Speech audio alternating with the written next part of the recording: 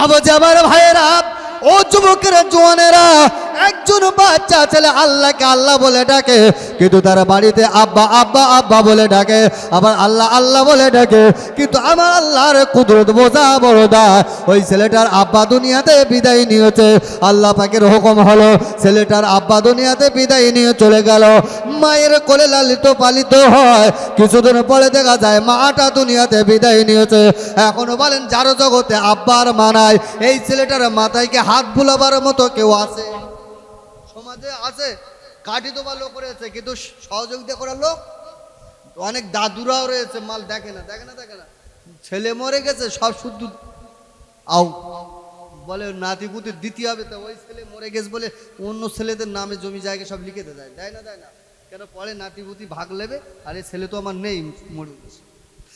ভাবো যে আবার ভাইরা, গ্রামের ভিতরে বাচ্চা ছেলেটা আল্লাহ আল্লাহ বলে ডাকে, জগতে যার আব্বা নাই আম্মা নাই, গ্রামের মানুষ অত্যাচার করে, বাড়ির ফ্যামিলি যারা অত্যাচার করে, দেখবেন গ্রামের মানুষ অত্যাচার করলে সহ্য হবে, কিন্তু বাড়ির মানুষ যদি অত্যাচার করে সহ্য হবে না, বেশি অন্তরে ব্যথা লাগবে, বেশি মনে আঘাত লাগবে।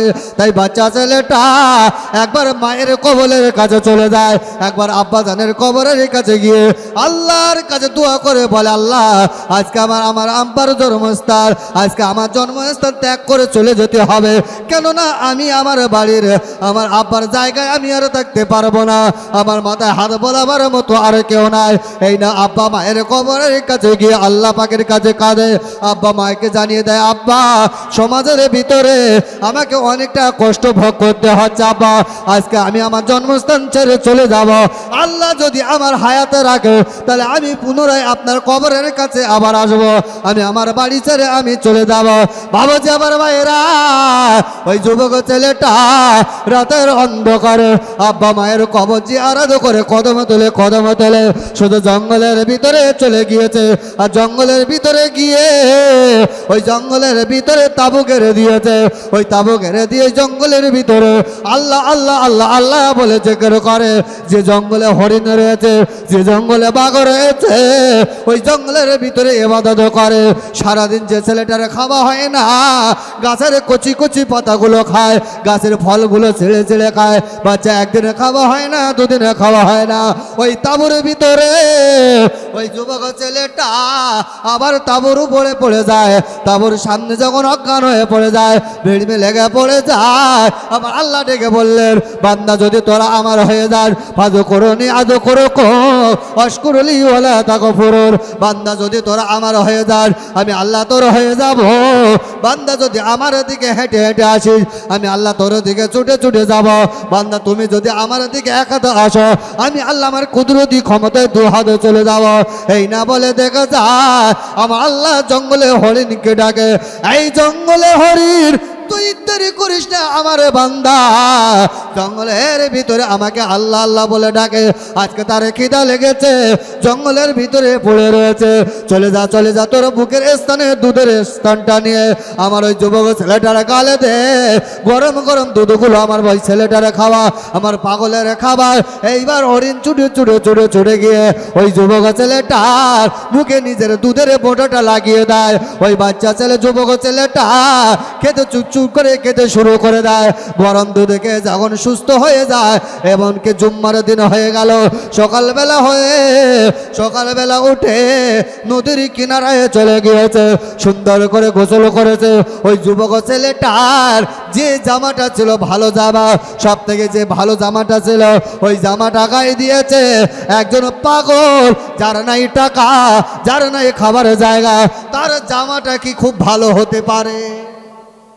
আর যার টাকা নেই, পয়সা নেই, খাবার জায়গা নেই, তার কি এলাক পোশাক কি খুব ভালো হবে? হবে না। তোর কাজ যেটা ভালো জানি, ঈদের নামাজ বছরে দুটো হয়, আর সপ্তাহে ঈদের দিন হচ্ছে জুম্মার নামাজ।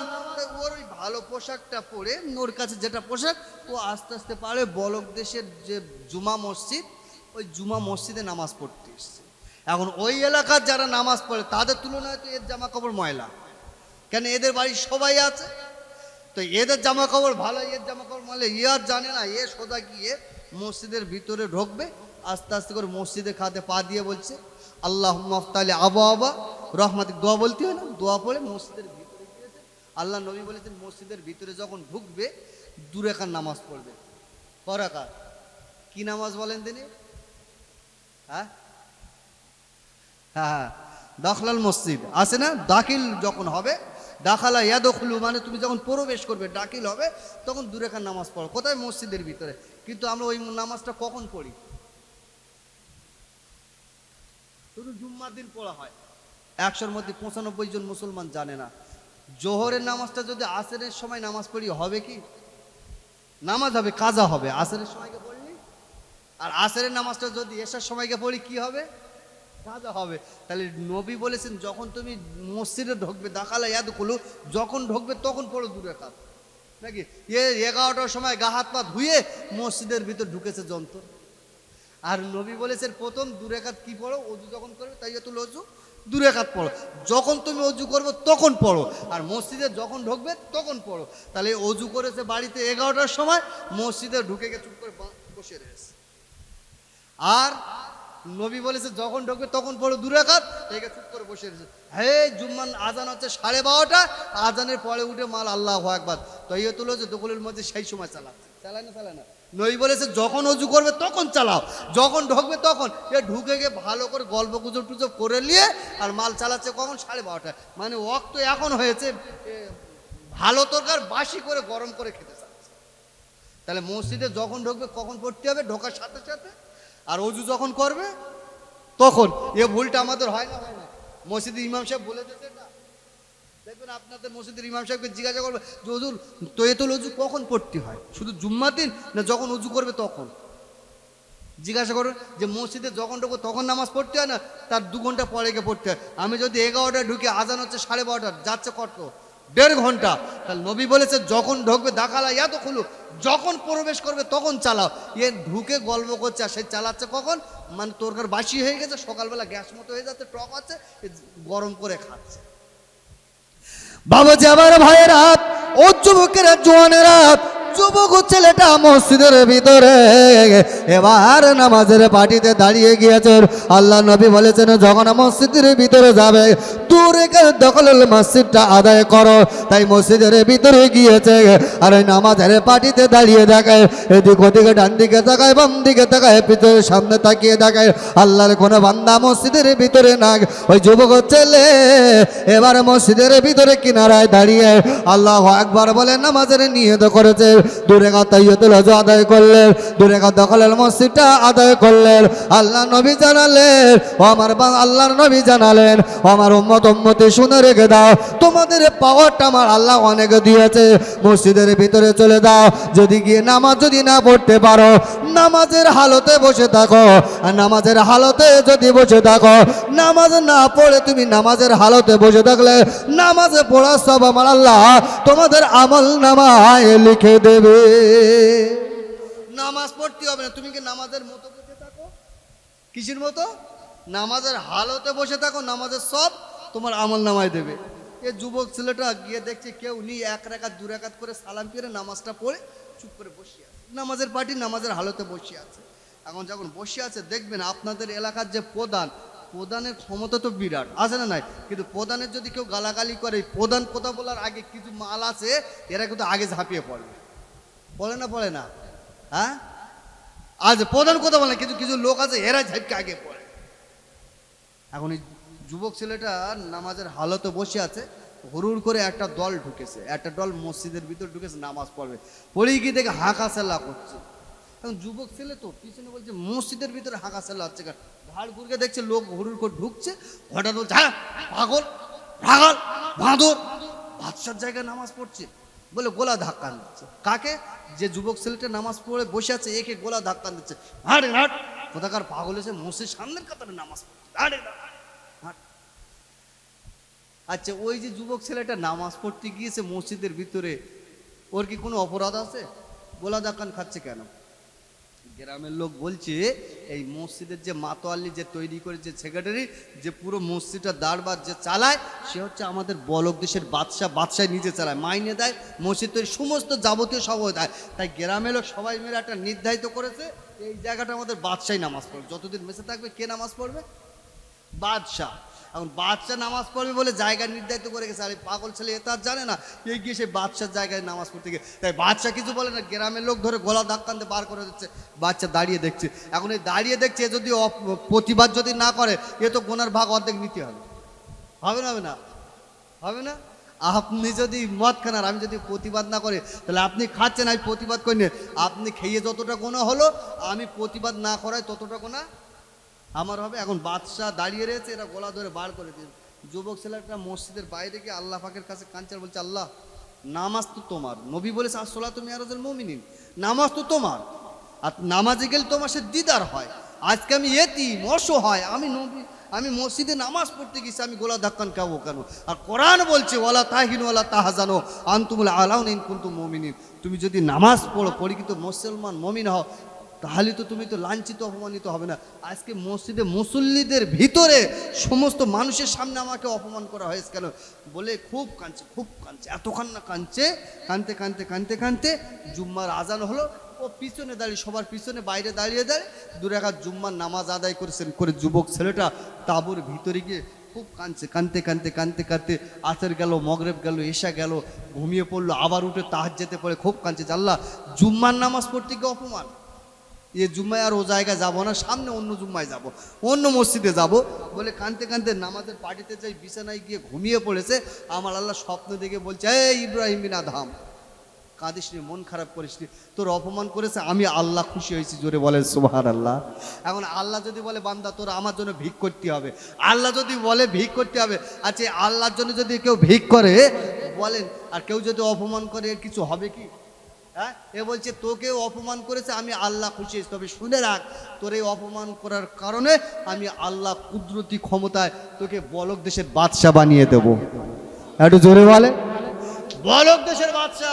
ওই বাদশা যে জায়গায় দাঁড়িয়ে নামাজ পড়বে বলে জায়গা নির্ধারিত করেছে, আমি আল্লাহ ইন্নাল্লাহু আলা কুল্লি শাইইন কদির, কুদরতি ক্ষমতায় তোকে টেনে নিয়ে ওই জায়গা দাঁড় করিয়ে আমি নামাজ পড়াবো। জোরে বলে বাবাজি, আমার ভাইয়েরা, ও যুবকেরা, জোয়ানেরা, যুবক ছেলেটা তাঁবুরের ভেতরে এবার তাহাজ্জুদ যখন স্বপ্ন দেখলো, স্বপ্ন দেখার সাথে সাথে মনটা খুশিতে বাগে বাগ হয়ে গেল।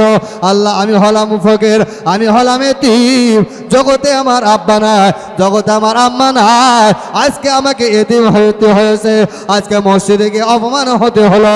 সেই আমার আল্লাহ ডেকে বলেছে, বান্দা তুই চিন্তা ভাবনা করিস না, আমি আল্লাহ তোকে বলক দেশের বাদশা বানাবো। এই না বলে একদিন যায়, দুদিন যায়, 3 দিন যায়, তাহাজ্জুদের সময় ওই যুবক ছেলেটা তাহাজ্জুদের নামাজ আদায় করেছেন। আমার আল্লাহ কোরআন পাকের ভিতরে জানিয়ে দিয়েছে, কত সুন্দর করে বলে দিয়েছে, আলা বিজিক্রিল্লাহি তাতমাইন্নুল কুলুব। বান্দা যখন রাতের বেলা নামাজের ভিতরে দাঁড়িয়ে যায়, ওই নামাজে যখন আল্লাহ আল্লাহ বলে কাঁদে, আমার আল্লাহ ডেকে বললেন, বান্দা তুমি যখন নামাজের ভিতরে দাঁড়িয়ে যাও, আমি আল্লাহ আসমানে থাকি না, আমি আল্লাহ জমিনে থাকি না, ওয়া নাহনু আকরাবু ইলাইহি মিন হাবলিল ওয়ারিদ, আমি আল্লাহ তোমার ঘরের শিরা থেকে আরো নিকটে হয়ে যাই, আমি তোমার নিকটে গিয়ে তোমার মনের কথাটা শুনে। এবার ইব্রাহিম বিন আদহাম তাহাজ্জুদের নামাজে আল্লাহ পাকের দরবারে কাঁদে, কেঁদে আবার যাই না ঘুমিয়ে গিয়েছে। আমার আল্লাহ স্বপ্ন দেখে বললেন, ও ইব্রাহিম শুনে রেখে দাও, সকালবেলা যখন হবে, সকাল যখন হবে, 2 রাকাত সালাতুল হাজাত নামাজটা আদায় করো। 2 রাকাত সালাতুল হাজাত নামাজ পড়ে কদম তুলে বলক দেশের বাদশার বাড়িতে চলে যাও। বলক দেশের বাদশার বাড়িতে যাবে, আর বাদশাকে ডেকে বলবে, বাদশাহ তোমার একটাই মাত্র কলিজার টুকরা মেয়ে রয়েছে, ওই মেয়েটার নাম হলো গুলবাহার, মেয়েটা হলো পরিচিত নামাজি, ওই মেয়েটা তাহাজ্জুদে পড়েন ওলা, ওই মেয়েটা হলো বলক দেশের সব থেকে সুন্দরী মেয়ে। তুমি আস্তে আস্তে ওনার বাড়িতে গিয়ে বলবে, ও বলক দেশের বাদশাহ, তোমার মেয়েটার জন্য বলক দেশের যুবক ছেলেরা যারা পাগল, ওই মেয়েটাকে বিবাহ করার জন্য আমি পাত্র এসে আমি তোমার বাড়িতে এসেছি, আমার আল্লাহ তোমার বাড়িতে পাঠিয়েছে, অর্থাৎ তোমার মেয়েটার সাথে আমাকে বিবাহ করিয়ে দেয়। আচ্ছা, ফকির যদি যায় বাদশার বাড়িতে বিয়ে করতে, হবে বলে মনে হয়? হ্যাঁ, আপনাদের এলাকার সব থেকে যে ধনী লোক, সব থেকে ধনী, এ যদি ভালোবাসা করে একটা ফকিরের মেয়ের সাথে, কার মেয়ে? এখন মেয়েটা সুন্দরী, কিন্তু ফকিরের মেয়ের সাথে ভালোবাসা যদি করে, ও ভাই ওই ধনী লোক সহজে মেনে নেবে? বল তুই দেখে দেখে ওই ফকির ধরেছিস, বলবে না বলবে না? আর এ যদি ভ্যান চালিয়ে খায় আর ওর ছেলে যদি খুব ধনী লোকের মেয়ের সাথে যদি ভালোবাসা করে, ওর বাপ বুকে বাড়ি মারবে, চার দোকানে বসে বলবে ছেলে আমার ছক্কা মেরেছে, বলো না বলো না? মানে খুব ভালো জায়গায় হাত মেরেছে। বাবাজি আমার ভাইয়েরা, ও যুবকেরা জোয়ানেরা, এবারে যুবক ছেলেটা কদম তোলে। এবারে যখন চলে গেছে বাদশার বাড়িতে, বাদশার ঘরে দরজাটা বন্ধ করা রয়েছে। এবার ওই যুবক ছেলেটা দরজার কাছে গিয়ে টুকটুক করে বাড়ি মারা শুরু করেছে। যাই না বাড়ি মারে, ঘরে দরওয়ান, ওই ঘরে দরওয়ানটা দরজা খুলেছে, দেখে পাগল ছেলে দাঁড়িয়ে রয়েছে। ওই দরওয়ান ডেকে বলল, এই যুবক পাগল, এই ফকির ছেলে তোমার কি হয়েছে? তুমি এখন দরজায় কেন খাদাও বলো? যাই না বলেছে ওই যুবক ছেলেটা দাঁড়িয়ে বলেছিলেন, শোনেন এই বাদশার দরওয়ান, আমি তোমাকে জানিয়ে দিলাম, তুমি তোমার বাদশাকে জানিয়ে দাও বাদশার বাড়িতে একটা মেয়ে রয়েছে, ওই মেয়েটার নাম হলো গুলবাহার। আমি এসেছি গুলবাহারের সাথে বিবাহ করার জন্য। আমি এসেছি গুলবাহারের সাথে বিবাহ করার জন্য। যেই বলেছে তখন বাচ্চার ওই দরওয়ান ঘরের ভিতরে একটা হেলো বাড়ি বাল করেছে, করে বলে খুদ খেয়ে গিয়ে প্লেন চাপার শখ হচ্ছে? হ্যাঁ, তুমি ব্রাহ্মণের চাঁদের গায়ে হাত বাড়িয়ে দিয়েছো, একে ফকির আবার বাচ্চার মেয়ে যাইতেই ব্যাপার, তুমি কে নিয়েছো বলে গোলা ধাক্কান দিয়ে মারতে বার করতে হাট হাট হাট, তোর বিয়ে করে সাত মেটা হাট। এখন যেই বার করে সে যাচ্ছে আর বলছে, আল্লাহ মসজিদে গোলা ধাক্কান খেতে, ফের তুমি গোলা ধাক্কান খাওয়ালে? হ্যাঁ, যদি একটা ফকিরির মেয়ে হতো তাও মানে, তুমি বলেছে বাচ্চার মেয়ের বিয়ে করতে যাও, আমি গিয়েছি সেখানে গোলা ধাক্কান দিয়েছে, যতদিন বাঁচবো আর বিয়ে করবো না, বিয়ে করে সাদা আমার মিটে গেছে, কত গোলা ধাক্কান খাবো আর? বলে কানতে তারপরে ভিতরে গিয়ে নামাজ পড়ে কাঁদছে। বাবাজি আমার ভাইয়েরা, ও যুবকেরা জোয়ানেরা, রাতের বেলা যখন তাহাজ্জুদে দাঁড়িয়েছে, তাহাজ্জুদে নামাজ আদায় করে, আবার নামাজের পাটিতে আল্লাহু আকবার বলে নামাজে চলে যায়। 1 রাকাত 2 রাকাত 3 রাকাত 4 রাকাত করে তাহাজ্জুদ নামাজ আদায় করে। নামাজের পরে দেখা যায় ওই যুবক ছেলেটা নামাজের পাটিতে মাথাটা হ্যাট করে যেই ঘুমিয়ে গিয়েছে।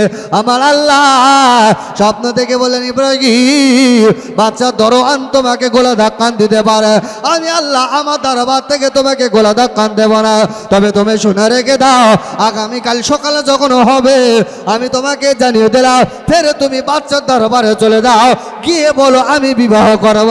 এই স্বপ্নে আল্লাহকে ডেকে বলে, আল্লাহ একবার গিয়েছি গোলা ধাক্কানে খেয়েছি, নেরা বেলতলায় একবার যায়, বারবার যায় না, অর্থাৎ আমি যাবো না, বিয়েও করবো না, বিয়ে আমি করবো না, আমি যাবো না। কেন? নেরা বেলতলায় একবার, বারবার যায় কি? যায় না, বলে আমি বিয়ে করব। আল্লাহ বলছে আমি বলছি যাও, বিয়ের ব্যবস্থা আমি করবো, তুমি যাও।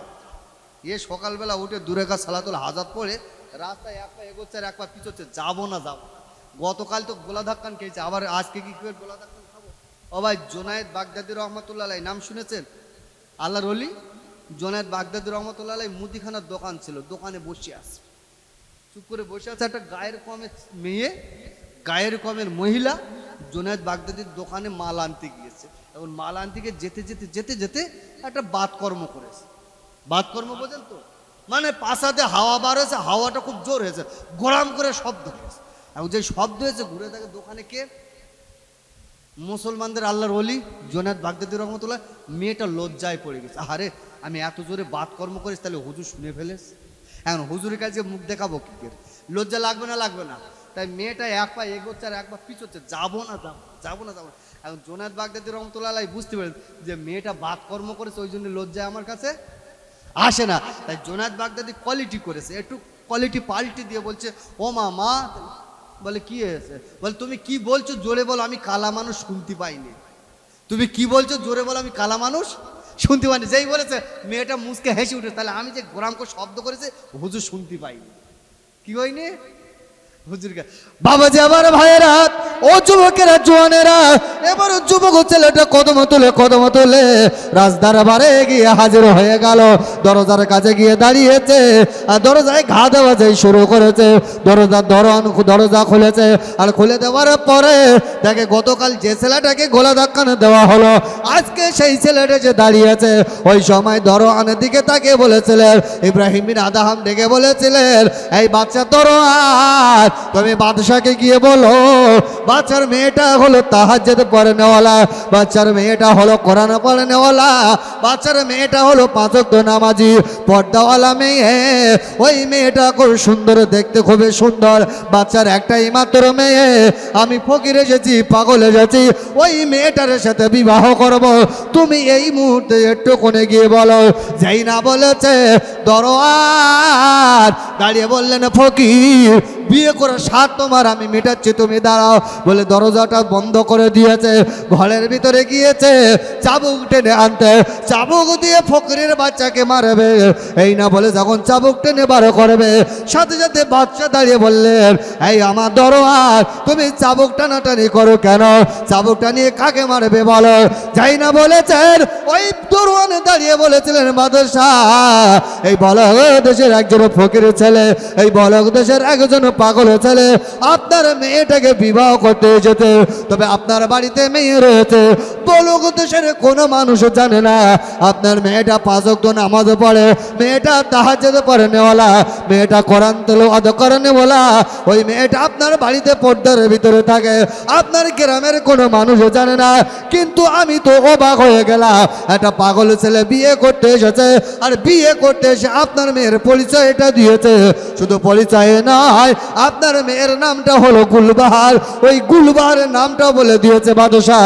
গতকালকে এসেছিল, আমি গোলা ধরে বার করে দিয়েছিলাম, আজকে সেই যুবক ছেলেটা এসে দরজার পাশে দাঁড়িয়েছে, তাই আমি চাবুক টেনে বার করেছি, চাবুক দিয়ে ওর পিঠির চামড়াটা তুলে দেব, ও যেন বিয়ে করার জন্য আপনার ঘরে ধারে পাশে না আসে।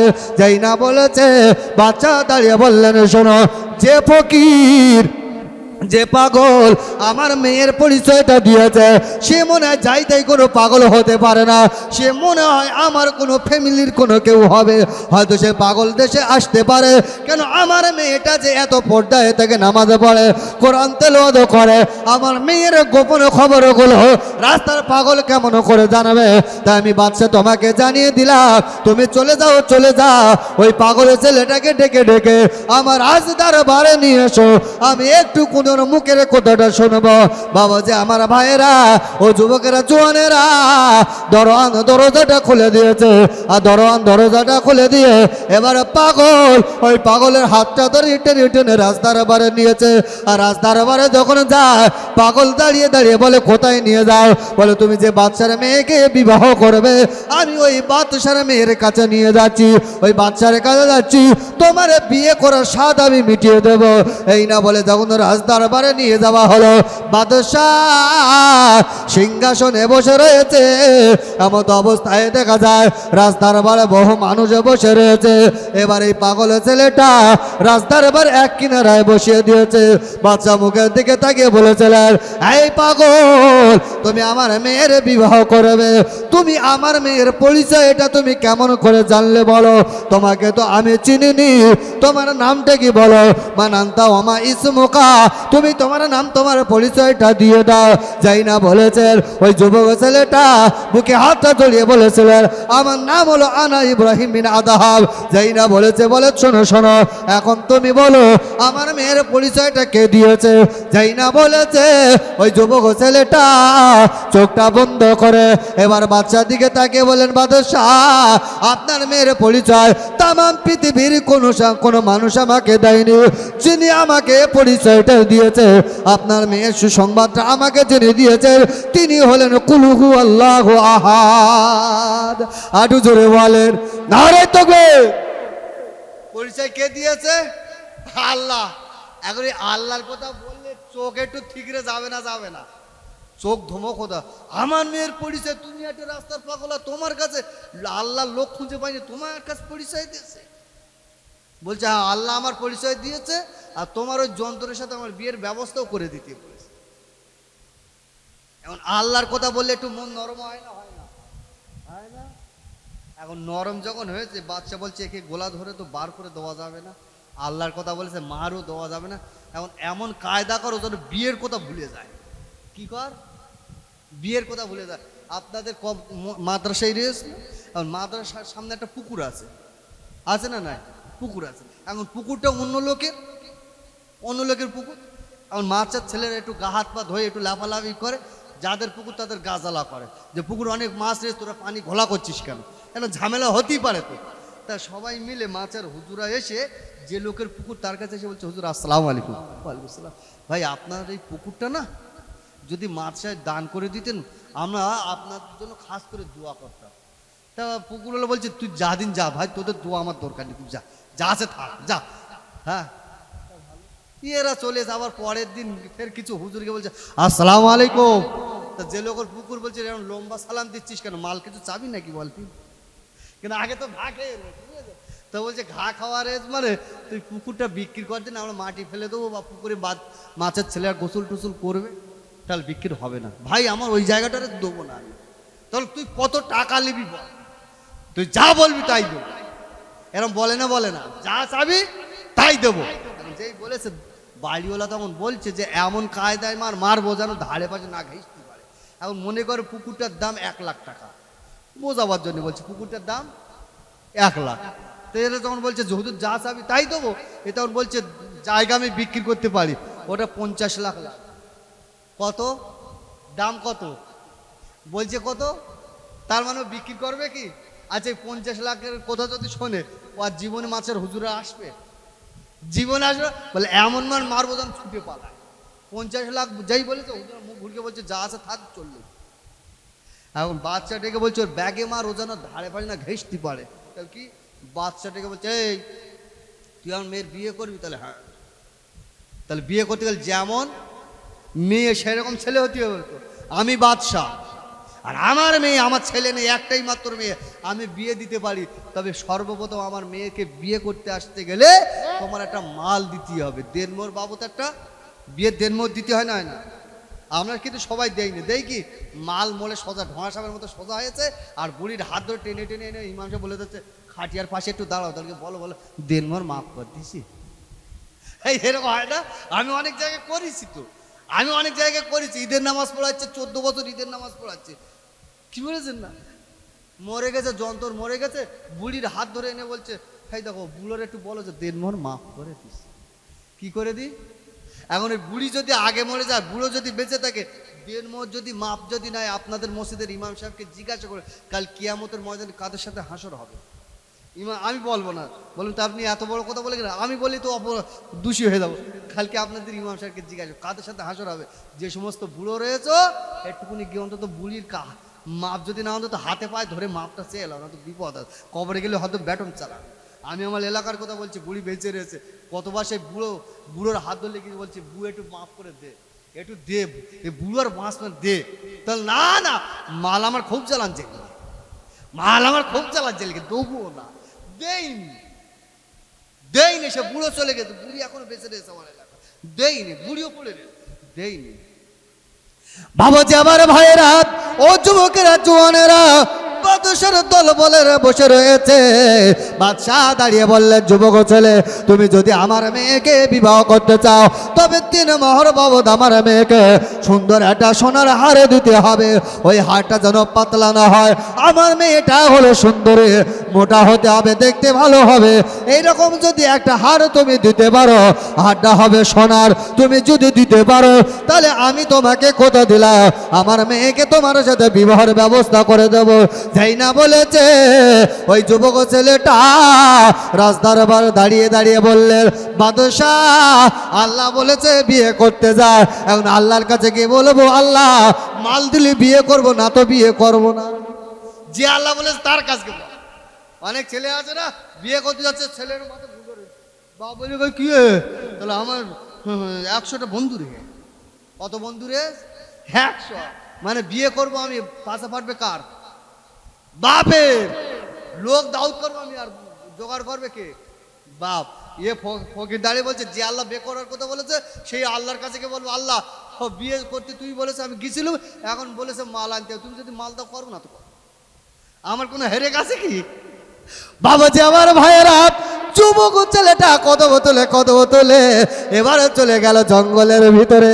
আসরের নামাজ হলো, জোহরের নামাজ হলো, মাগরিব এশা হয়ে গেল, তাহাজ্জুদের নামাজে দাঁড়িয়েছে। ওই তাহাজ্জুদের নামাজে আল্লাহ পাকের কাছে কেঁদে কেঁদে বলে, আল্লাহ তুমি তো হলে ইন্নাল্লাহু আলা কুল্লি শাইইন কাদির। আল্লাহ তোমার কুদরতি পাওয়ার হলো আলাদা, তোমার কুদরতি ক্ষমতা হলো আলাদা। আল্লাহ তুমি তো আমাকে বলেছো বিয়ে করার কথা, আমি তো গিয়েছিলাম বিয়ে করার জন্য, তবে এখন বাচ্চা ডেকে বলেছে ওই মেয়েকে বিয়ে করতে গেলে ওই মেয়েটার গলা সোনার হার দিতে হবে, ওই হারটা দেখতে ভালো হবে, ওটা হবে মোটা, আপনি যদি দেন তাহলে বিয়ে হবে না তো বিয়ে হবে না। আমি হলাম এতিম, আমার জগতে আব্বা নাই, আমার জগতে মা নাই, থাকার জায়গা নাই, সবার জায়গা নেই, ঘুমাবার জায়গা নাই, আমি এই জঙ্গলের ভিতরে আল্লাহ আল্লাহ করে কাঁদি। আল্লাহ যদি তুমি মাল দাও বিয়ে হবে, না তো আমার মাল হবে না। এই না বলে যুবক ছেলেটা নামাজের পার্টিতে যেই ঘুমিয়ে গিয়েছে, আমার আল্লাহ ডেকে বললেন, বান্দা আল্লাহ বিজিক্রিল্লাহি তাতমাইন্নুল কুলুব, বান্দা যখন তুই আমার কাছে ডেকেছিস আমি আল্লাহ তোর কাছে হাজির হয়ে গেলাম। এখন আমি তোমাকে জানিয়ে দিলাম, বাচ্চা বলেছে সোনার হার লাগবে, তবে আমি আল্লাহ যে হার দেব পৃথিবীর কোনো মানুষ কিনে দিতে পারবে না, পৃথিবীর কোনো মানুষ জোগাড় করতে পারবে না। এই ইব্রাহিমিন আদাব আগামীকাল সকালবেলা ফজরের নামাজের পড়ে তুমি 2 রাকাত সালাতুল হাজাত নামাজ পড়বে, আর 2 রাকাত সালাতুল হাজাত নামাজ পড়ে কদম তুলে ওই নদীর কিনারায় গিয়ে দাঁড়াবে। ওই নদীর কিনারায় গিয়ে দাঁড়াবার পরে তুমি চোখটা বন্ধ করবে, আর চোখটা বন্ধ করার পরে আবার চোখটা খুলে ফেলবে, কেননা আমি আল্লাহ তোমাকে জানিয়ে দিলাম ওয়ালাহুম আইনুল্লাহ ইবসিরুনা বিহা, আমি আল্লাহ তোমাকে চোখটা দিয়েছি সুন্দর জিনিস দেখার জন্য। তুমি ওই জায়গায় গিয়ে চোখ বন্ধ করবে, আর চোখটা বন্ধ করার পরে আমি আবার তুমি তোমার চোখটা খুলে ফেলবে, আর চোখটা খোলার পরে দেখবে ওই নদীর ভিতরে পানির ভিতর থেকে একজনের মানুষের হাতটাকে উঁচু হবে।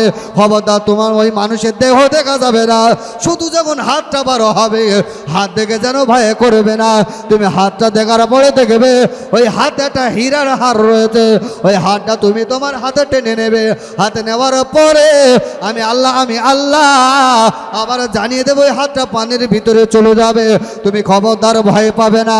ওই হাতটাকে নেওয়ার পরে শুকরিয়া দূরে কার নামাজ আদায় করবে, আর আদায় করার পরে তুমি এবার ওই হাতটাকে নিয়ে কদম তুলে বাচ্চার বাড়িতে যাবে।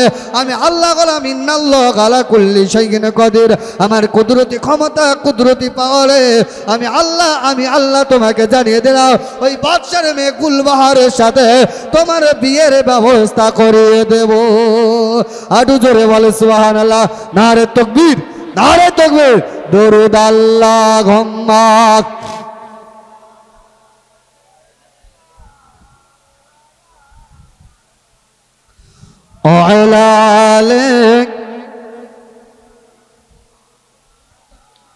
ওগো মা খাদিজা হে কইলেন ডাকি, ওগো মা খাদিজা হে কইলেন ডাকি, শোনো গো মা ও ফতেমা, আর তায়েফেতে ও গিয়েছে নবীজি, ইহাই কি গোলো জানি না। দেখো বেটি নজর করে রাস্তা পানে চাইয়া, আর তায়েফে হইতে সোনার নবীজি আসে কি না ফিরিয়া। আর ফতেমা কয় হে ও আমি জান, আর ফতেমা কয় হে ও আমি জান, আসে কি ওই দেখা যায়, আর কিন্তু আমার আব্বা নাই মা, ও বিবেকে আমার সারা বাই, ও মা কি গাল মতন আসছে হাঁটি, ও মা কি গাল মতন আসছে হাঁটি, এদিকে ওদিক দোলা খায়, আবার দেখি লাল পোশাক মাগো ঢাকা আছে চেহারায়। আমার নবী দয়ার নবী, আমার নবী দয়ার রসুল, যখন ফিরে ও আসিলে আর মা ফাতেমা ওই ভিতর থেকে নয়ন জলে ভাসাইলেন। ওরে কোন পাশানে এ মারলি পাথর, ওরে কোন পাশানে এ মারলি পাথর, একটু দয়া করলি না আর চাঁদের মতো নবী পেয়ে একটু ময়া হলো না। আল্লাহ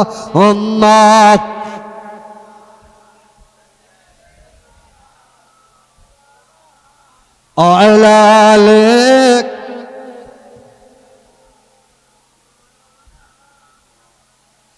বাবাজি আমার ভাইয়েরা, যুবক ছেলেটা এবার ওই হীরার হাতটাকে হাতে করে নিয়ে আর কদম তোলে রাজা দরবারের পাশে দাঁড়িয়েছে। টুকটুক করে দরজারে ঘা দেয়, যেই না দরজা খুলেছে আর দরজা খুলে দেখে সেই পাগল ছেলে দাঁড়িয়ে রয়েছে। দরওয়ান ছুটে গিয়ে বাদশাকে ডেকে বলল, বাদশাহ ওই যে ছেলেটা গতকাল এসেছিল ওই ছেলেটা আবার আজ দরবারে এসেছে। বাদশাহ ডেকে বলছে, পাগলের ডেকে নিয়ে এসো, ও মাল জীবনে পাবে না, বিয়েও করতে পারবে পারবে কেন? ওই যে মালও দিতে পারবে না বিয়েও। কিন্তু ও তো জানে না যারা আল্লাহর হয়ে যায় আল্লাহ তার হয় না। হাজু করুনি আজু করুকুম, বান্দা আমার দিকে যে হেঁটে আয়, আমি আল্লাহ ছুটে ছুটে যাবো, জোরে বলে সুবহানাল্লাহ। এ তার বাচ্চা জানে না, জানে কি? এখন যুবক ছেলেটা দাঁড়িয়ে রয়েছে, দরওয়ান বলছে চল বাচ্চা ডেকে চল, তুই বিয়ে করবি, চল চল। এখন যাই ওখানে গিয়েছে, বুক জড়িয়ে গিয়েছে। বাচ্চা বলে, খবর কি, মাল এনেছিস? তাহলে মাল এনেছিস মানে যে মাল এনেছিস চোখ ধোমা হয়ে যাবে। কি হয়ে যাবে? চোখ। বাচ্চা বলে, বলে কি চোখ নাকি আমার ধোমা, বলে কি? তাহলে ওই রকম বলি, বলে দে মাল দে। যেই বলি যে হিরে হাড্ডা যাই ফেলে দে, বাচ্চা মাল হাতে বলে একবার বাচ্চা মুখের দিকে তাকাচ্ছে আর একবার মালের দিকে তাকাচ্ছে। আমি বাচ্চা এরকম মাল জীবনে চোখে দেখিনি, জোরে বলে, হাঁটু জোরে বলে। এখন বিয়ে দিতে হবে না? এখন বিয়ে যদি দেয় মান সম্মান বাড়বে না কমবে? কমবে না। বলে ফকিরির সাথে, বাচ্চার মেয়ে ফকিরির সাথে বিয়ে দিয়েছে, যার পাশায় চুলিটিনি সে এক কথা বলবে না? বাবাজি আমার ভাইয়েরা, ও যুবকেরা, জোয়ানেরা, বাদশাহ দাঁড়িয়ে বললেন, শোনো আমার দরবারে মানুষেরা, এবার আমি তোমাকে জানিয়ে দিলাম, আমি যে ওয়াদা করেছিলাম সে ওয়াদা যখন যুবক ছেলেটা পূরণ করে দিয়েছে, পাগল যখন আমাকে পূরণ করে দিল, আমি এবার তোমাকে জানিয়ে দিলাম আমার গুলবাহারের সাথে এই ছেলেটার বিয়ের ব্যবস্থা করো। যাই না বলেছে, উকিল দাঁড়িয়ে বললেন, শোনেন বাচ্চা, না না না, এই ছেলেটার সাথে যদি আপনার মেয়েকে বিবাহ দেওয়া হয় আমাদের মান সম্মান থাকবে না, আমরা বেরানো অপমানিত হব। কেননা আপনি হলেন বাদশাহ আর আপনার একটাই মাত্র কলিজার টুকরা মেয়ে। আপনি গত হয়ে যাবার পরে আপনার যিনি জামাতা হবে তিনি বলক দেশের বাদশাহ হবে। কিন্তু এই পাগলের ছেলের সাথে যদি বিবাহ দেওয়া হয় আমাদের মান সম্মান থাকবে না।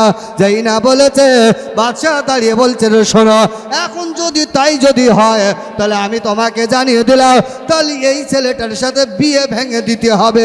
কেমন কায়দায় বিয়ে ভেঙে দেওয়া যায়? এখন যদি বলো বিয়ে ভেঙে দাও, এই ফকির যদি বাড়ি চলে যায়, এই ফকির কিন্তু গ্রামের মানুষের সাথে বলবে আমার বাদশাহ বলেছিল বিয়ে দেবে, আমাদের দেশের যিনি বাদশাহ ইনি হলেন মোনাফেক। আর বাচ্চা যদি খারাপ হয় সমাজ খারাপ হবে না? সমাজ, আপনাদের নেতা যদি খারাপ হয় জনগণ খারাপ হবে না? ইমাম সাহেব যদি তেরেঙ্গা ছিঁড়ে খায়, ইমাম সাহেব যদি তেরেঙ্গা, শান্তি, গুটখা যদি খায়, আপনাদের মসজিদের মুসল্লিও 1.5 ইঞ্চি চালাবে না? বলেন হ্যাঁ।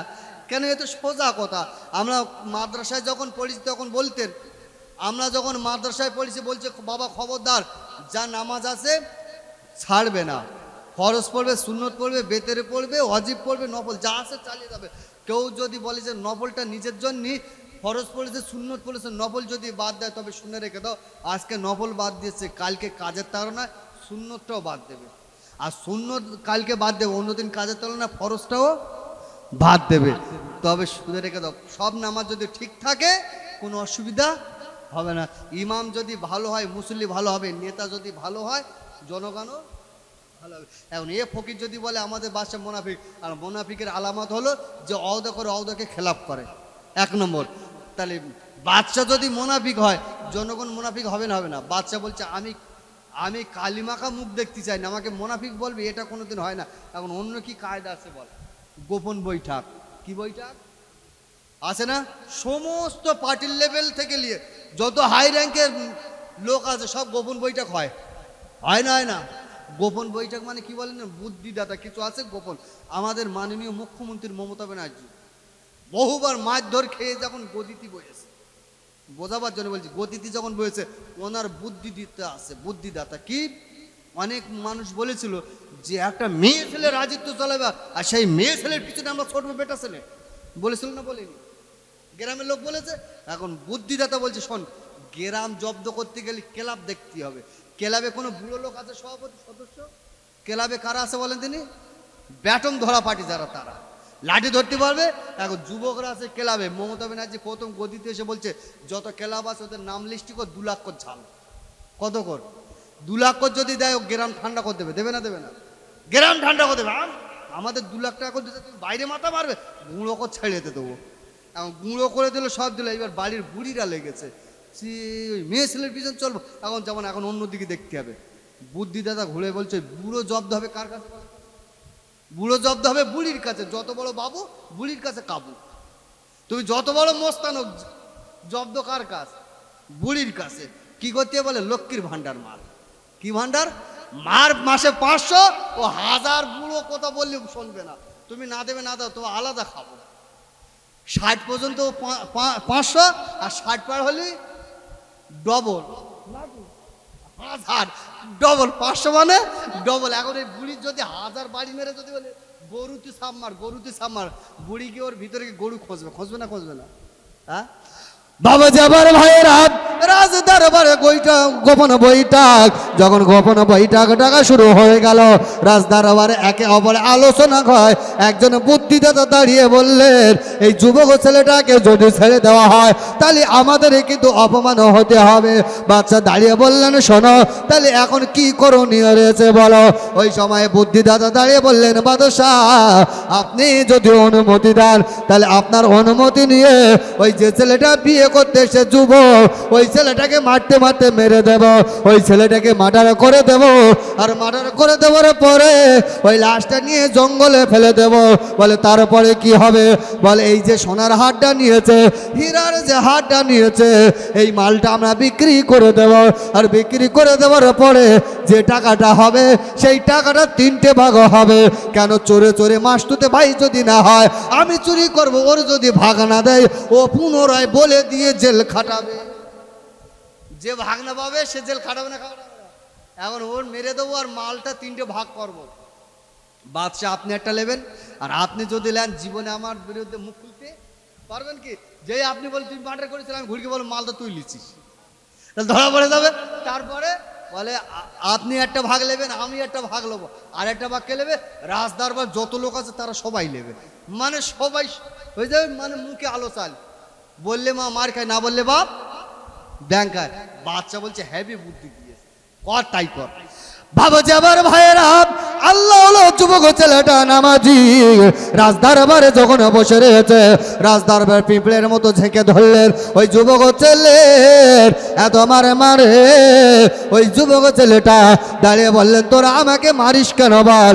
আমার অপরাধটা খুঁজে বলে দে, আমি কি অন্যায় করেছি বলে ফেল। রাজদরবারে মানুষেরা বলল, অপরাধ হলো বিয়ে করা অপরাধ। তুই যে বাদশার মেয়েকে বিয়ে করবি বললে, এটাই হলো তোর অপরাধ।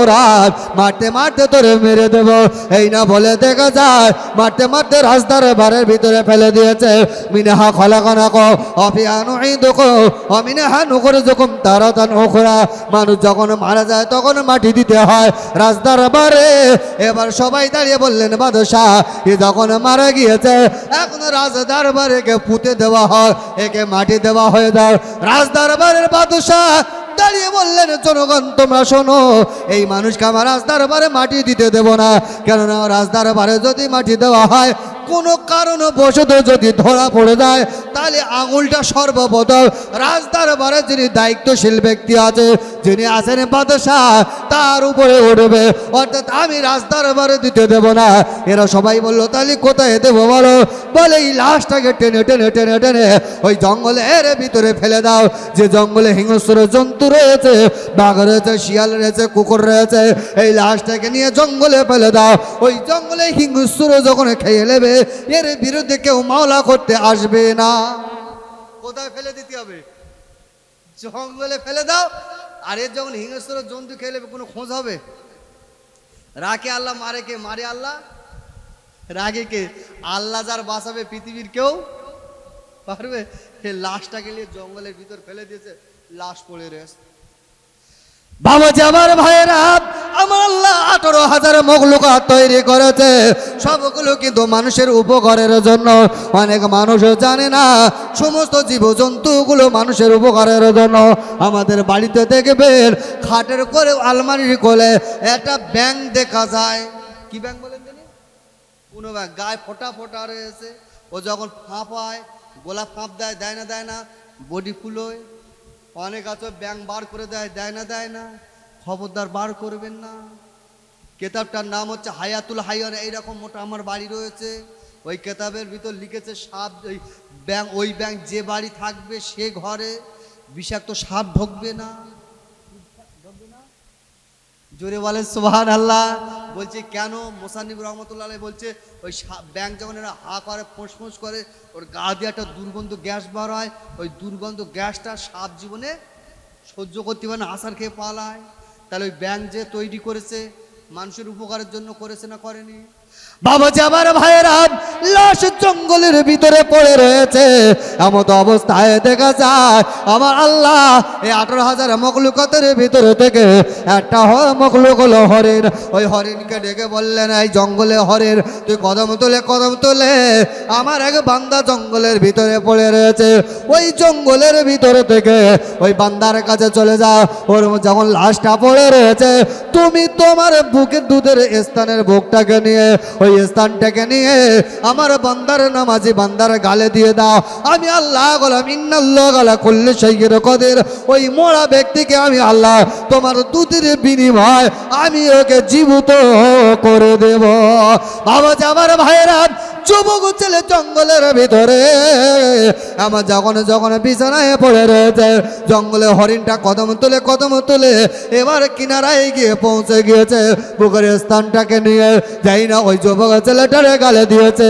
এই ব্যক্তিটা চুজে চুজে খেতে খেতে খেতে খেতে সুস্থ হয়ে যখন জমিনের উপরে বসেছে, জমিনের উপরে বসে থাকে, হাতটাকে তুলতে পারে না, দেহটা সর্বশরীর ব্যথা হয়ে গিয়েছে।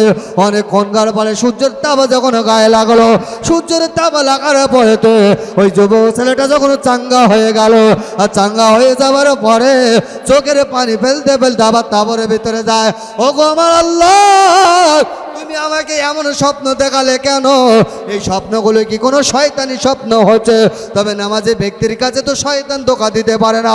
কেন নামাজি ব্যক্তির কাছে শয়তান স্পর্শ করতে পারে না?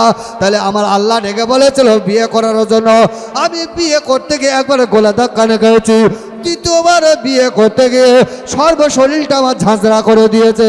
এই না চোখের পানি পেলে আস্তে আস্তে করে তাবরের ভিতরে ঢুকেছে। ওই তাবরের ভিতরে গিয়ে আবার সুন্দর করে অজু করেছে, এক রাকাত দু রাকাত করে নামাজগুলো আদায় করে। তাহাজ্জুদের সময় যুবক ছেলেটা এক রাকাত দু রাকাত তিন রাকাত তাহাজ্জুদের নামাজে পড়ে। যেই না ঘুমিয়ে গিয়েছে, আমার আল্লাহ স্বপ্ন দেখে বললেন, ইব্রাহিম তোমার মনটা বড় খারাপ, আমি আল্লাহ তোমাকে জানিয়ে দিলাম, চিন্তার কোনো কারণ নাই। আমি আল্লাহ মরি নাই। আমি আল্লাহ, আমার কুদরতি ক্ষমতা পাওয়ারটা হলো আলাদা। আমি আল্লাহ তোমাকে জানিয়ে দিলাম, ওই পলক দেশের বাদশার মেয়ে, যে মেয়েটার নাম হলো কুলবাহার, ওই কুলবাহারের সাথে আমি আল্লাহ বিয়ের ব্যবস্থা করে দেব। আরো জোরে বলে, আমি বিয়ে করাবো, চিন্তা করিস নি। আচ্ছা বলেন দিন, বিয়ে করবে বলে মনে হয়? আপনারা বলেন। হ্যাঁ, বলছে আল্লাহ যাবার হয়েছে ওই বলতো ছেড়ে দাও, বিয়ে করার সাথ দিতে। মেয়েরা বেলতলায় একবার যায়, বারবার যতবার যাবো ততবার গোলা তখন বিয়ে আর করবো না, এইভাবে থাকবো, জঙ্গলে ইবাদত করো, বিয়ে করো। আল্লাহ বলছে মন খারাপ করবি না, আমি বলছি তো তোর বিয়ের ব্যবস্থা আমি করে দেবো, চিন্তা করেছি, কোনো চিন্তা করে না, বিয়ের ব্যবস্থা আমি করে দেবো। কিন্তু রাগে যদি হয় কি বলবে, আল্লাহর কথা মানব, যদি রাগী হয়, যদি রাগী হয়। কিন্তু রাগটা কি বলে শরিয়াতে হারাম, সব হারাম খাওয়া আমার আল্লাহ হারাম করে দিয়েছে, একটা হারামকে জায়েজ করেছে, সেটা হলো রাগ খাওয়াকে, রাগকে হজম করা, এটা হারাম। আপনাদের মসজিদের যে ইমাম সাহেব রয়েছে, মনে করে সেই আমার ভাই বসে রয়েছে মাদ্রাসার দায়িত্বশীল, এখন ওই ব্যক্তির বাড়িতে ভাত খাওয়ার পালা, সপ্তাহে একদিন পালা হয় না, হয় না, এখন সপ্তাহে খাবে ইমাম সাহেব, শুক্রবার দিন খাবে। এখন উনি কি করেছে, শ্বশুর বাড়ি চলে গেছে, শুক্রবার দিন দাওয়াত দিয়েছে যে হুজুর আমার বাড়ি খাবেন বলে, সকালবেলা উঠে শ্বশুর বাড়ি চলে গেছে, শ্বশুর বাড়িতে ভালো করে খেয়ে টুটি ভর্তি করে খেয়ে এসার সময় বাড়ি চাল। ইমাম সাহেব জুম্মার নামাজ পড়ে জানে ভাত আসবে, টিফিন গিয়েছে ভাত আসবে, বসে বসে বসে বসে 4টে বেজে গেছে ভাত আসেনি, 4টে বেজে গেছে ভাত আসেনি, 5টা বেজে গেছে ভাত আসেনি, এসার আজান হয়ে গেছে ভাত আসেনি। এসার নামাজ পড়তে গিয়ে বলছে হুজুর সে কিছু মনে করবেন না, সে আমি শ্বশুর বাড়ি গিয়ে পড়েছিলাম, সে আপনার কথা ভুলে গেছিল, তা সামনে জুম্মায় তো। ইমাম যদি রাগে কি বলবে, বুকে বাড়ি মেরে বলবে খাওয়া না, শুয়ে পড়ে থাকো, তো তোর বাড়ি আর জীবনে খাবো না। হ্যাঁ বলবে না, বলবে না, হ্যাঁ বলবো খাবো না তোর বাড়িতে। আর ইমাম সাহেব বাবা শতেক জ্বালা, ইমাম সাহেব বাবা শতেক জ্বালা না, 12 জনে নামাজ পড়তে গেলে 14 রকম গুঁতো মারে, মারে না বলেন। আর এই গুঁতোর জ্বালা ইমাম সাহেব ঠান্ডা হয়ে যায়, এমন একটা দিন আসবে মসজিদে ইমাম খুঁজে পাওয়া যায়। বাবাজি আমার ভাইয়েরা, ওই যুবক ছেলেটা এবার তাঁবুর ভিতরে মনটা করে ঘুমিয়ে রয়েছে। আল্লাহ ডেকে বলেছে চিন্তা ভাবনা করিস না, আমি আল্লাহ তোকে জানিয়ে দিলাম বলক দেশের বাদশার মেয়ের সাথে তোদের তোমাকে বিবাহ করিয়ে দেব। আর শুধু বিবাহ না, আমি আল্লাহ তোমাকে জানিয়ে দিলাম আবার তোমাকে টেনে টেনে ওই বলক দেশের বাদশাহ বানিয়ে দেব। এবার একটু মনটা ঠান্ডা, যে মার নাই খেলুম, আল্লাহ আবার বলছে বাদশা বানাবো, যাই এই মারির ঠান্ডা কোথায় হবে, বাদশা হয়ে গে নিবারণ করবো। শুয়ে রয়েছে, একদিন দুদিন 3 দিন যায়, জুম্মার আজান, কি আজান, জুম্মার দিন একটা প্রথম আজান হয়, সুন্দর করে অজু টজু করে মসজিদে ধারে গে ভিতরে ঢুকে না বাইরে দাঁড়িয়ে, বলে গতবার তো এই মসজিদে ঢুকে তো গোলা ধাক্কান খেতে হয়েছে, আজকের মসজিদের ভিতর নামাজ হলো বাইরে নামাজ। তা পাগল মানুষ, পাগলকেও কেউ ডাকে না, এখন মসজিদের এক কিনারা বাইরে 2 রাকাত 3 রাকাত 4 রাকাত করে নামাজ পড়ে 8 রাকাত নামাজ পড়তে হয় না, 8 রাকাত নামাজ পড়ে মাথায় হাত করে বসে আছে। ইমাম সাহেব খুতবা নিয়েছে, খুতবা দেবে। ইমাম সাহেব খুতবা নিয়ে মেম্বারে ওঠার সময় মনটা খারাপ করে বলছো, ও মুসল্লিরা শোনো, আমাদের নসিবটা খুব খারাপ। যেই বলেছে মুসল্লিরা সব অবাক হয়ে, আমাদের নসিব খারাপ, বল জানো আমাদের যে মসজিদের দায়িত্ব, যিনি মসজিদ বানিয়েছে, আমাদের দেশের যিনি বাদশাহ, সেই বাদশার একটাই মাত্র মেয়ে, কলিজার টুকরা মেয়ে, মেয়েটার নাম হলো গুলবাহার। যে মেয়েটা নামাজি পরেজগার দিনদার, সেই মেয়েটাকে আজকে সাপে কাটিকা করেছে, অর্থাৎ সাপে কামড় দিয়েছে। আর সাপে কামড় দেওয়ার পরে সেই মেয়েটা মারা গিয়েছে। জুম্মার নামাজের পরে জানাজা, আর জানাজা পড়িয়ে তোমরা মাটি দিয়ে তারপর বাড়ি যাবে। কোথায় যাবে? জানাজা পড়ে মাটি দিয়ে বাড়ি যাবে। যেই বলেছে ওই যুবক ছেলের কানে যখন আওয়াজ এসেছে, মসজিদের ভিতরে কিনারায় ডুকরে কেঁদে ওঠে, বলো গো আমার আল্লাহ, তুমি যে মেয়েটার সাথে বিয়ের কথা বলেছ, সেই মেয়েটার জন্য কতবার মারি খেয়েছে, আমার শরীরটা ঝাঁঝরা করে দিয়েছে, আমাকে গোলা ধাক্কানে খেতে হলো। আজকে সেই মেয়েটা আজকে দুনিয়াতে বিদায় নিয়েছে, সেই মেয়েটা মারা গিয়েছে। ও আমার আল্লাহ, সেই মেয়েটা যদি মারা যাবে তাহলে আমাকে কেন মারি খাওয়ালে? আমার সাথে কে বিবাহ হবে না? আল্লাহ তুমি তো নির্ধারিত করে বলেছিলে বলো গো দেশের বাদশাহ, ওই বাচ্চার একটাই মাত্র মেয়ে, মেয়েটার নাম হলো গুলবাহার, ওই গুলবাহারের সাথে বিবাহ হবে না। না না না, ওই মেয়েটা যখন মারা গিয়েছে তাহলে আমার সাথে কি বিবাহ হবে না? ওগো আমার আল্লাহ, তাহলে তুমি কি আমার সাথে চিটিংবাজি করেছো? তুমি আমার সাথে কি উল্টো পাল্টা কথা বলেছো? এই না বলে মসজিদের ভিতরে কিনারায় আল্লাহর কাছে টুকরে টুকরে কাঁদে। ওগো আমার আল্লাহ, তুমি যেটা ভালো বোঝো সেটাই তো তুমি ভালো মঙ্গলের জন্য করো। ওগো আল্লাহ, মেয়েটা যদি মারা যায় তুমি ইচ্ছা করলে আমার বিবাহ করিয়ে দিতে পারো, ওই মেয়েকে আবার জীবিত করে দিতে পারো। আল্লাহ, আমার কোনো দাবি না। তবে ইমাম সাহেব যখন বলেছে বলো গো দেশের বাদশার মেয়ে যখন যখন মারা গেছে, সবাই যখন জানাজা পড়তে যাবে, সবাই যখন মাটি দেবে, যে মেয়েটার সাথে আমার বিবাহের কথা বলেছিলে ওই মেয়েটার জানাজা আমিও আদায় করব, ওই মেয়েটাকে আমিও মাটি দেব, এই না বলে ওই যুবক ছেলেটা নামাজের পরে ইমাম সাহেব আগে আগে যায়, আর গুলবাহারের লাশ ওই খাটিয়াটা ঘাড়ে করে যখন নিয়ে যায়, ওই যুবক ছেলেটা কদম তুলে জানাজার ময়দানে যাওয়া হলো। লাশটাকে সামনে রেখে ইমাম সাহেব নিয়তটা বলে দিলেন, এইবার আল্লাহু আকবার বলে জানাজার নামাজ শুরু করলো।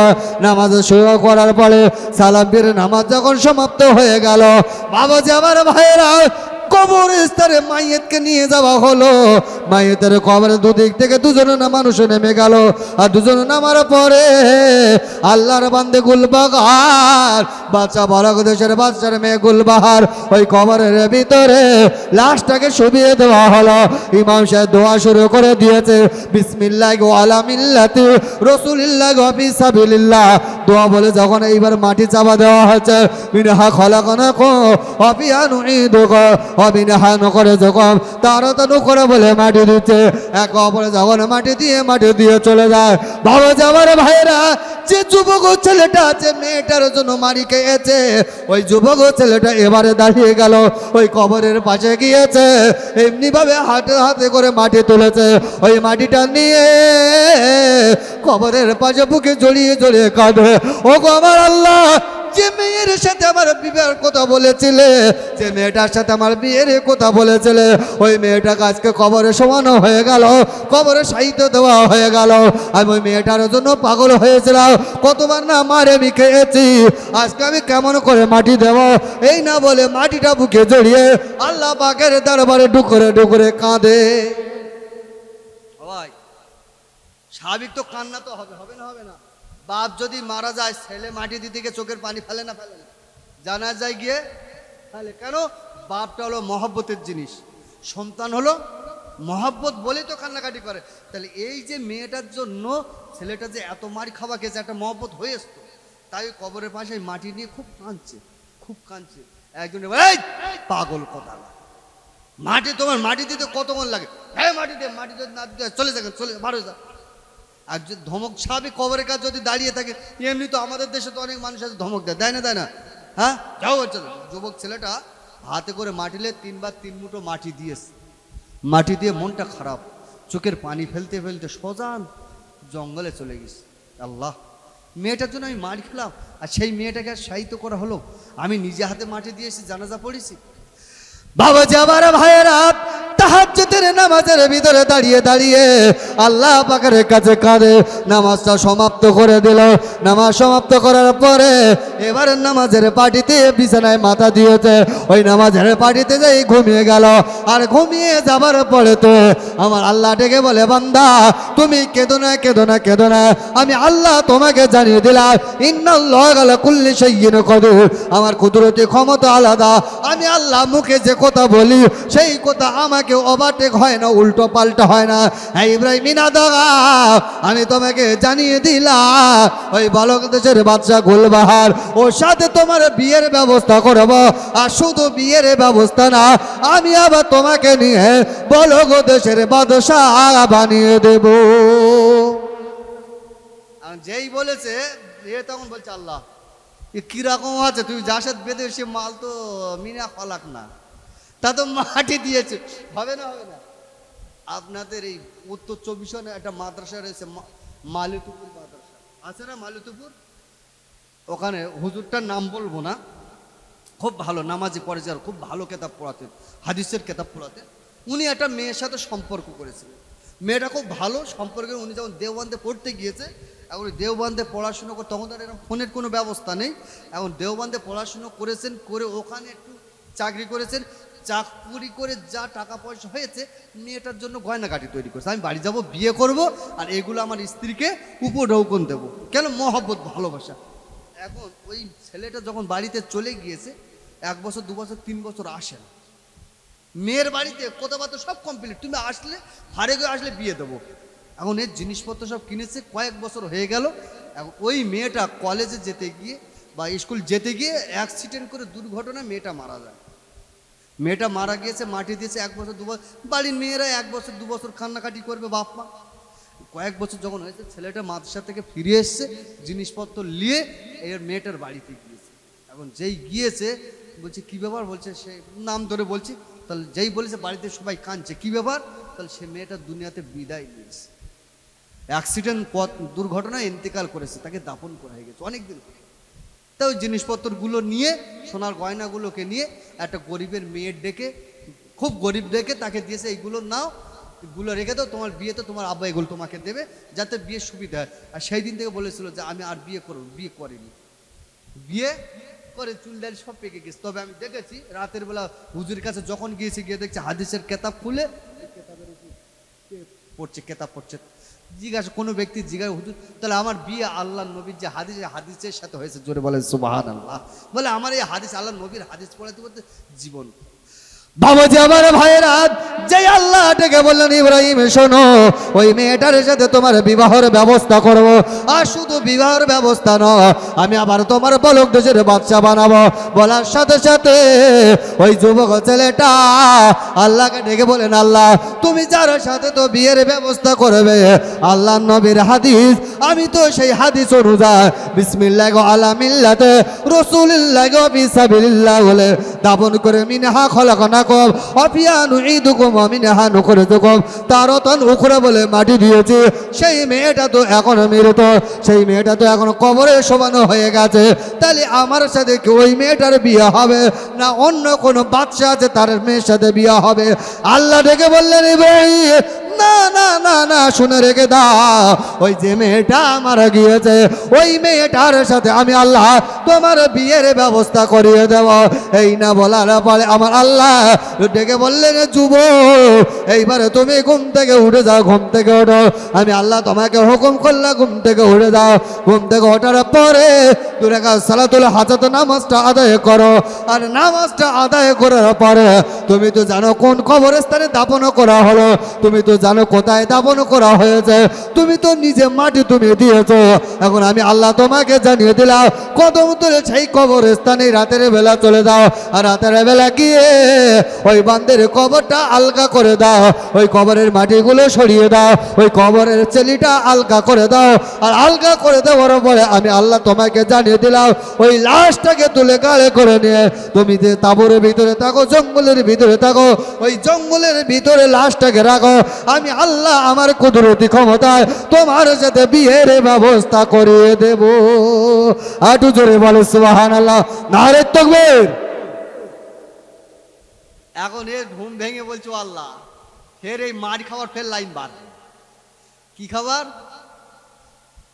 স্বাভাবিক তো, আও যখন মেয়েটা যখন জ্যান্ত ছিল তখন কে গোলা ধাক্কান খাটিয়েছে, মেয়ের শরীর ঝাঁঝরা করে দিয়েছে।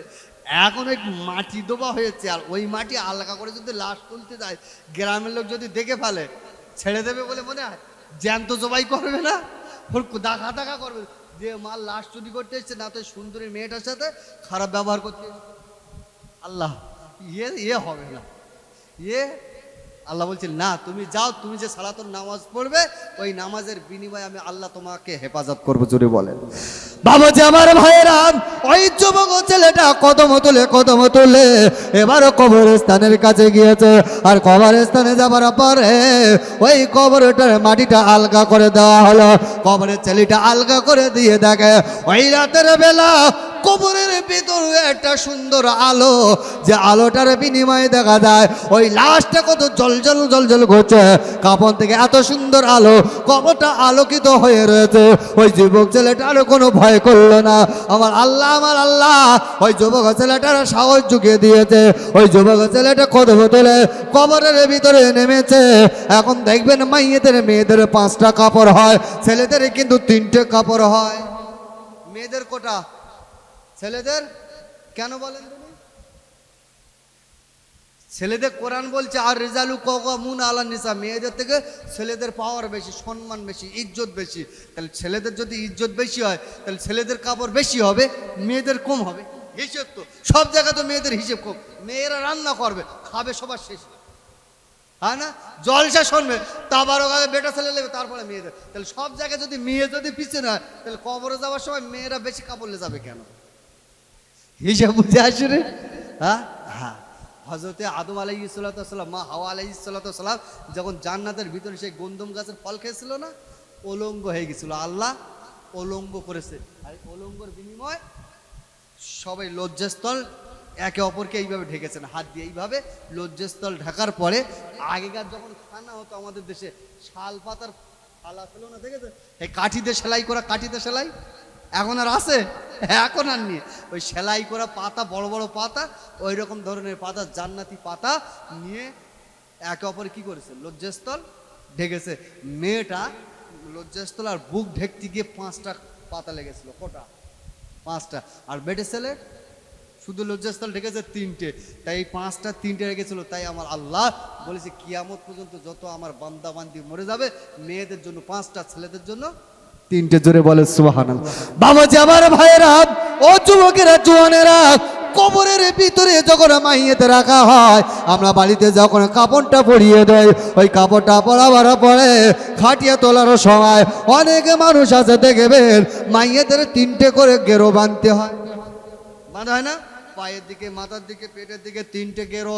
বাবাজি আমার ভাইয়েরা, কবরের ভিতরে যখন মাইয়েতকে শোবানো হয়, বিসমিল্লাহি আলা মিল্লাতি রাসূলিল্লাহি ওয়া বিসাবিলিল্লাহ যখন দোয়া বলা হয়, দেখবেন ইমাম সাহেব বলে দেয় গেরোগুলো খুলে দাও, বলে দেয় না গেরোগুলো। বাবাজি আমার ভাইয়েরা, একে অপরে যুবক ছেলেটা কবরে নেমেছে, একে একে 3টে গেরোগুলো যখন বেঁধে দিয়েছে, 3টে গেরোগুলো বেঁধে দেওয়ার পরে ওই লাশটাকে নিয়ে এবার ঘাড়ের উপরে তুলেছে, ওই মৃত লাশটাকে তুলে কবরের উপরে আবার উঠেছে। কবরের উপরে ওঠার পরে ওই যুবক ছেলে লাশটাকে আবারও শুবিয়ে দিয়েছে, ওই কবরটা যেমন ছিল সেই রকম করে চাপা দিয়েছে। কেননা বাচ্চার একটাই মাত্র মেয়ে, হয়তো সকালবেলা আবার বাদশা তার মেয়ের কবর দেখতে আসতে পারে।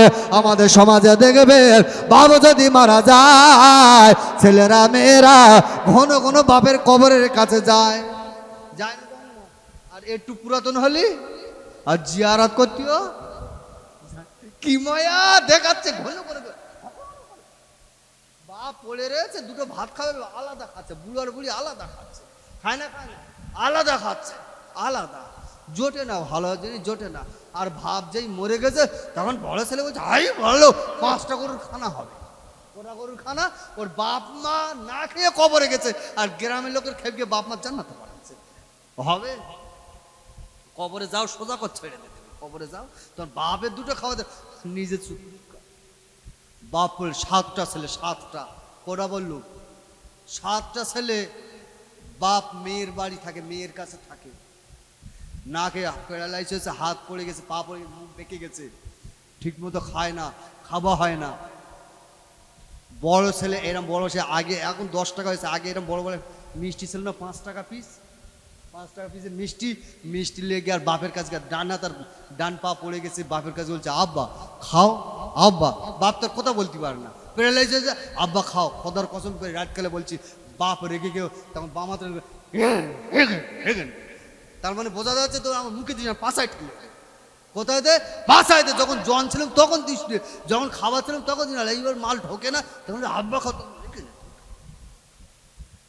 বাবাজি আমার ভাইয়েরা, ও যুবকেরা, জওয়ানেরা, এবারে শুনে রেখে দেন, শুনে রেখে দেন। ওই যুবক ছেলেটা কবরটাকে আস্তে আস্তে করে মেরামত শুরু করেছে।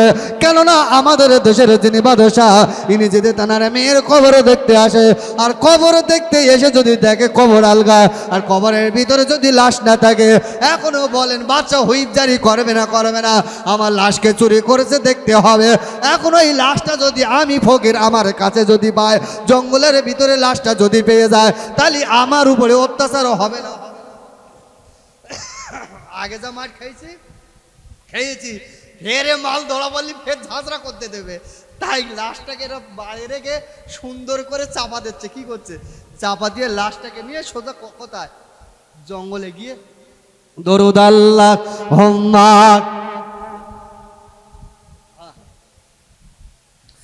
আলা আলি সাইয়্যিদিনা। এবারে লাশটাকে নিয়ে তাঁবুর কাছে গিয়েছে, তাঁবুর কাছে শুবিয়ে দেন, নামাজের পার্টি ফেলে আল্লাহর কাছে বলছে আল্লাহ লাইন করো, আমি তো মাল যখন তুলে এনেছি জীবত না করে দিলে বিয়ে হবে কি করে, বুঝাই না?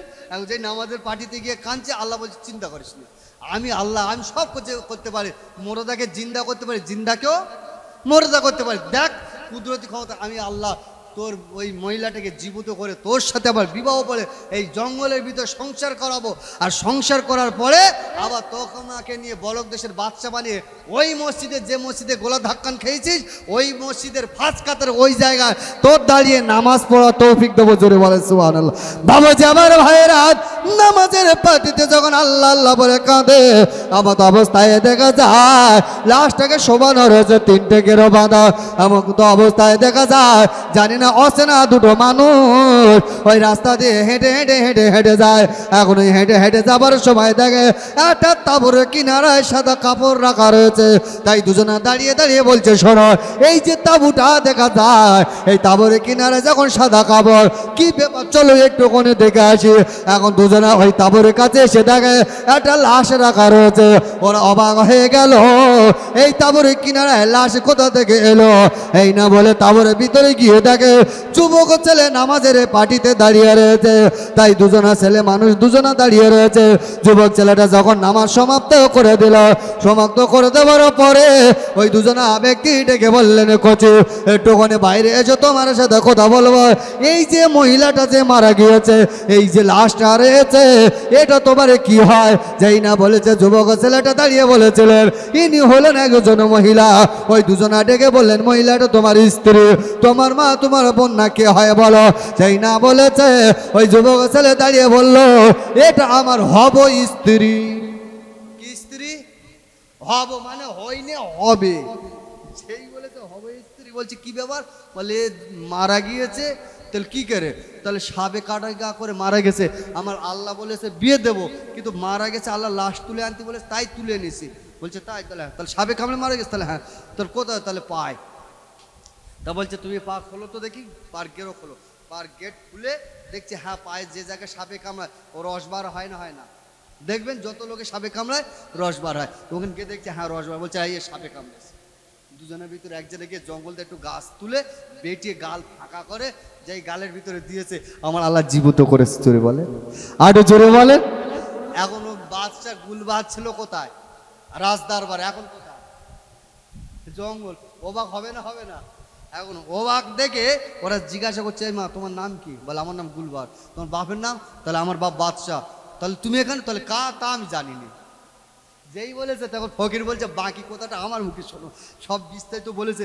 মেয়েটা মুখের দিকে তাকিয়ে বলেছে যে শোনেন, আমি বাড়ি থেকে রাজদরবার থেকে শুনেছিলাম আমার আব্বা আর মা যখন টেবিলে বসে খাচ্ছিল, আমার আব্বা আর মা আলোচনা করছিল নাকি একজন বলকের পাগল আমার সাথে বিয়ে করতে এসেছিল, কিন্তু সেই পাগলকে আবার মেরে দিয়েছিল।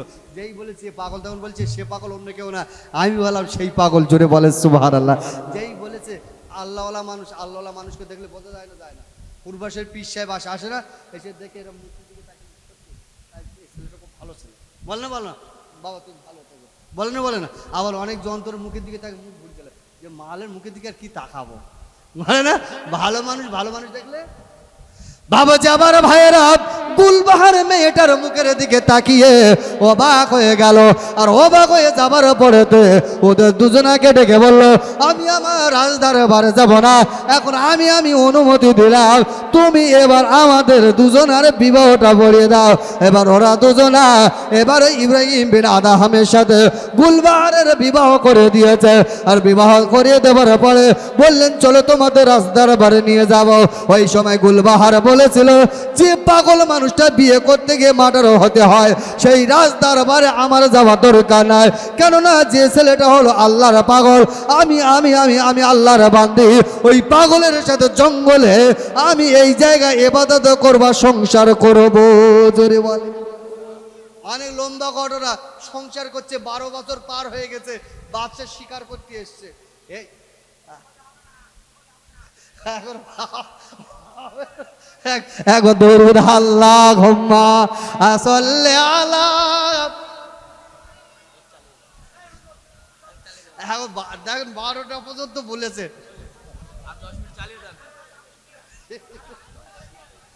পাগল হইয়া পাগল ডাকে কোন পাগলে, আর আমাদের জীবন ধন্য হয়তো নবীজির পাইলে। পাগল হইয়া পাগল ডাকে কোন পাগলে, আর আমাদের জীবন ধন্য হয়তো নবীজির পাইলে। নবীর প্রেমে ওয়াইশ করুনি পাগল হইয়া, আর 32 দ্বন্দ্ব ভেঙে দিল পাগল আমি করিয়া। জোরে বলে সুবহানাল্লাহ। ওয়াইশ করুনি পুরোটা ভেঙেছিল কার মহব্বতে? নবীর মহব্বতে। এটা কিন্তু বাংলাদেশের একটা গান, বাংলাদেশের গান। যুবক ছেলে যারা আছে তারা জানে, আমি কিন্তু জানি না। আমার ওই ভাই বার করে দিয়েছিল আমাকে, বলে আমি এ যখন গান বার করে কি তুমি গজল বানাও কেন? গান বলে গোনা হবে আর তুমি গজল বলে নেকি হবে, তাই বলছে। দেখো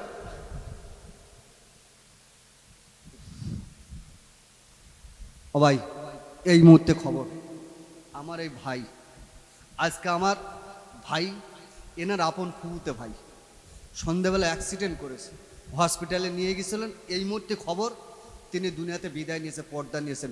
সকলে বলেন ইন্না লিল্লাহি ওয়া ইন্না ইলাইহি রাজিউন। তাহলে বিস্তারিত আর লম্বা চওড়া করা যাবে না। আল্লাহ যদি কোনোদিন সময় দেয় বলবো, তবে শর্টে বলি একটুকুনি। গুলবাহার ইবাদত করছে বাদশাহ, জঙ্গল 12 বছর পরে জঙ্গলে গিয়েছেন কি করার জন্য? শিকার করতে। এখন শিকার করতে গিয়ে বাদশাহ তীর মেরেছে হরিণীর গায়ে। যে হরিণ দুধ খাবিয়েছিল কাকে? সেই মরে গেছে বলে দুধ খাবিয়েছিল, আর মারবি তো আমার সেই হরিণে। রাখে আল্লাহ, মারে কে? মারে আল্লাহ। যেখানে বাঘের ভয় সেইখানে গিয়ে সন্দেহ হয়। যেই তীর মেরেছে তীর লেগেছে। ও ভাই, আপনাদের এখানে যারা বন্ধুকে ইয়ার গানে পাখি মারে দেখবেন, পাখির গুলি করেছে পড়েছে অন্য জায়গা, হয় না? হয় না, খুঁজতে যায়। এখন যেই বাচ্চা মেরেছে ওই তীর লেগেছে না, আর হরিণটা ছুটে ছুটে গিয়ে এই জঙ্গলের ভিতর যে তাঁবুর ভিতর মেয়ে সংসার করছে ওই তাঁবুর কাছে গিয়ে দরাম করে পড়েছে। এখন বাচ্চা বলছে হ্যাভি হরিণ শিকার করছে, তাঁবুর কাছে গিয়ে ছোট, কোথায় গিয়ে ছোট। এখন খুঁজে খুঁজে গিয়ে দেখছে তাঁবুর কিনারা। এখন তাঁবুর কাছে গিয়ে হরিণটা তুলে জবাই করার ফলে বাদশা বলছে আরে আমি রাজদরবারে রাজত্ব করছি, আর আমার জামানায় এত গরিব জঙ্গলের ভিতর তাঁবুর ভিতরে বসবাস করবে, কাল কিয়ামতের মানে তো আমার তো জবাব দিতে হবে। এই না বলে বাদশা আস্তে আস্তে তাঁবুর কাছে এসে সালাম দিয়েছে, আসসালামু আলাইকুম ইয়া হালাল ভাই, কে আছো ঘরের ভিতরে? গুলবাহার ঘরের ভিতরতে আব্বার গলার আওয়াজ পেয়ে সালামের উত্তর দিয়েছে। ও ভাই, মেয়েরা বেশি বাপকে ভালোবাসে না? বাসে না? বাসে না? এখন যেই সালামের উত্তর দিয়েছে, বাপ সালাম দিয়েছে, মেয়ে বুঝতে পেরেছে। মেয়ে যখন উত্তর দিয়েছে, কে বুঝতে পেরেছে? বাপ। বুঝতে পারবে না? পারবে না। কারণ যেই বুঝতে পেরেছে তখন বাদশা বলছে এটা তো আমার মেয়ের মতন গলার আওয়াজ, কিন্তু আমার মেয়ে তো আজ 12 বছর আগে বিদায় নিয়েছে। ক বছর আগে? 12 বছর। তা মেয়ের গলার মতো আওয়াজ যখন পেয়েছি, তা একটু মেয়েটা ডাকি, কে দেখি। বলছে ও মা, তুমি একটু ফাঁকা এসো, তোমার সাথে কথা বলবো। যেই বলেছে তখন মেয়ে তখন বলছে আমি যাব না, আমি যাব না, তুমি ভিতরে এসো। কোথায় এসো? ভিতরে এসে বাচ্চা বলছে মাথা খারাপ, শুনেছি নাকি কিছু কিছু গন্ডগোল হয়। অনেক সময় আপনাদের ইমাম সাহেব ডেকে নিয়েছে, বাড়ি বউ ভাত খেয়ে শুয়ে রয়েছে, এ বাড়িতে গাঁজা টাজা খেয়ে বাড়ি যাই গিয়েছে। বউ তো এই কোথায় গেলি, তোমরা ভেঙে দেবো। তার মানে কি হচ্ছে? উপরির দোষ জেনে পেয়েছে। যাই পেয়েছে তখন দেখে নেবো, বুঝে নেবো গেছে। তখন বাড়ির মধ্যে লোক আসারকে ছুটে ও হুজুর একটুকুন চলেন, সে আমার বউ আমার বলছে তোমরা ভেঙে দেবো। এখন ইমামকে বলছে এই কোথায় ছিলি বল? তাহলে আমি বাথরুমের ধারে ছিল। তা তুই এখানে আইস, তোর গোলায় পা তুলে দিস তাই আইস। এই বলে না, আর তোর নাম কি? তাহলে আমার নাম সকিনা। তার মানে বলে সেই সকিনা সে গোলায় দড়িতে মরে গেছিল, সেই সকিনা। আসলে কি সেই সকিনা? ওর জেন কি বলছে, গোলায় দড়িতে মরে গেছিল, ওর নামটা নকল করে বলছে আমি সেই যন্ত্র।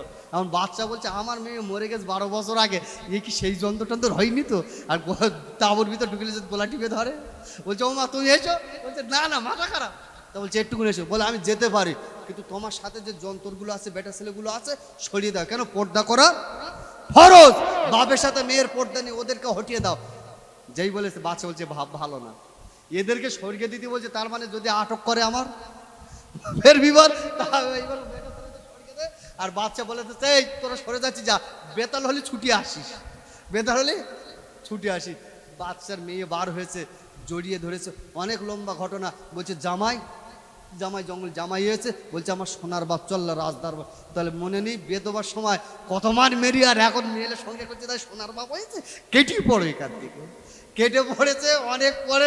ও মাল দুনিয়াতে বিদায় নিয়েছে আমার আল্লাহ, ওই ব্যক্তিকে টেনে নিয়ে বলক দেশের বাদশা বানিয়েছে। জোরে বলেন সুবহানাল্লাহ।